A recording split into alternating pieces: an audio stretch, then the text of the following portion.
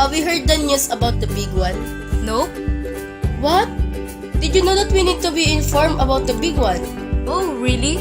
Then what's the big one?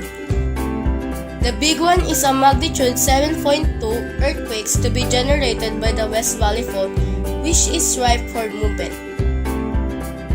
What is West Valley Fault?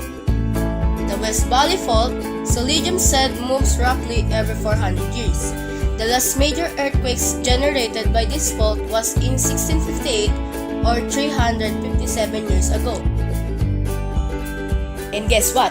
The 100-kilometer fault traverses parts of Bulacan through Quezon City, Marikina, Makati, Pasig, Taguig, and Muntinlupa in Metro Manila, San Pedro, Biñan, Santa Rosa, Cabuyao, and Calamba in Laguna, and Carmona, General Mariano Alvarez, and Silang in Cavite. Hey guys, listen. We need to prepare for the big one. Why do we need to prepare for the big one? To be aware, because our place is one of the places where the big one will happen. Then what should we do before, during, and after the big one? These are the preparations before the big one. First, make sure you have a fire extinguisher, first aid kit, a battery-powered radio, a flashlight, and extra batteries at home. Second, learn first aid. Third, learn how to turn off the gas, water, and electricity. Fourth, make up a plan of where to meet your family after an earthquake. Fifth, don't leave heavy objects on shelves. They'll fall during a quake. Sixth, anchor heavy furniture, cupboards, and appliances to the walls or floor. Seventh, learn the earthquake plan at your school or workplace. What to do during an earthquake? First, stay calm. If you're indoors, stay inside. If you're outside, stay outside. Second, if you're indoors, stand against a wall near the center of the building. Stand in a doorway or crawl under heavy furniture, a desk or a table. Stay away from windows and outside doors.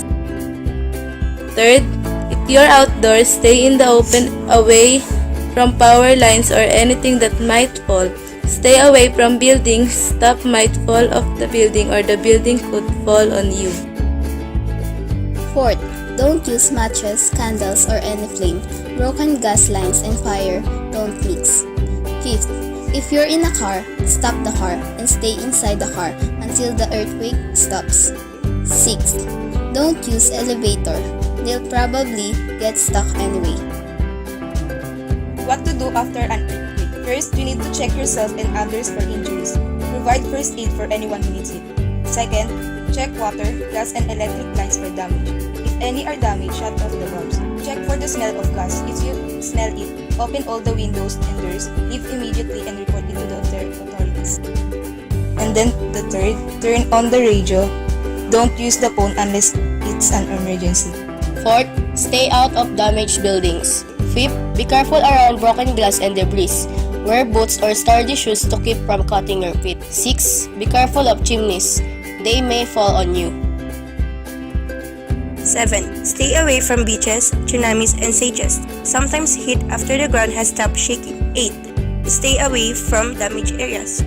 9th, if you're at school or work, follow the emergency plan or the instructions of the persons in charge. 10th, expect aftershocks.